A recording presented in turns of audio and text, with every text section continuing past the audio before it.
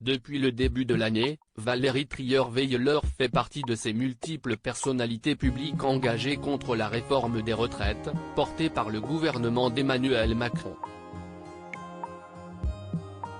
L'ancienne journaliste de Paris Match utilise fréquemment ses réseaux sociaux, notamment lorsqu'elle participe à des manifestations organisées en signe de protestation, pour réitérer son opinion sur le sujet.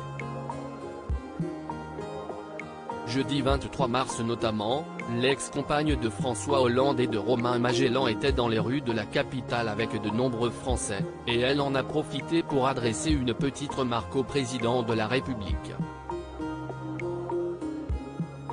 Dans sa story Instagram, Valérie Trierweiler a partagé une vidéo de cette nouvelle journée de mobilisation contre le projet de loi d'Emmanuel Macron.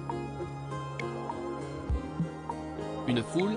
Non, le peuple, a-t-elle écrit en légende, en faisant allusion à un récent propos polémique du président de la République. Pour rappel, celui-ci avait déclaré auprès de ses députés et sénateurs, après le rejet des motions de censure à l'Assemblée nationale, mardi 21 mars, que la foule n'a pas de légitimité face au peuple qui s'exprime souverain à travers ses élus. Par la suite, dans un post toujours publié sur le réseau social, Valérie Trierweiler avait déploré le fait qu'Emmanuel Macron ait voulu réduire la colère du peuple à celle d'une foule. Supérieur à Valérie Trierweiler, ces hommes qui ont compté dans sa vie de manifestations globalement pacifiques estimant qu'un président ne devrait pas dire ça, la journaliste a relaté une citation de Victor Hugo faite dans l'ouvrage Les Chants du crépuscule, publié en 1835, pour illustrer ses propos, le peuple seul a l'instinct du génie.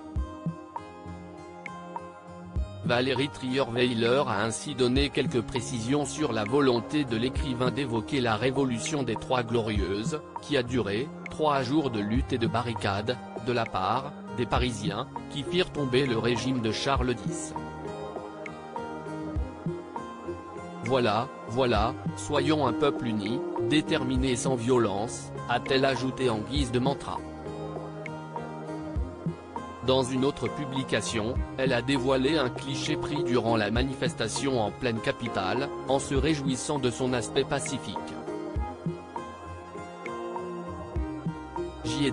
J'y ai vu des familles, des jeunes qui chantaient joyeusement, des plus âgés qui marchaient tranquillement, lançait-elle avec fierté, en assurant qu'il ne faut donc pas faire l'amalgame avec ces casseurs qui causent du tort au message général mis en avant par la majorité des manifestants.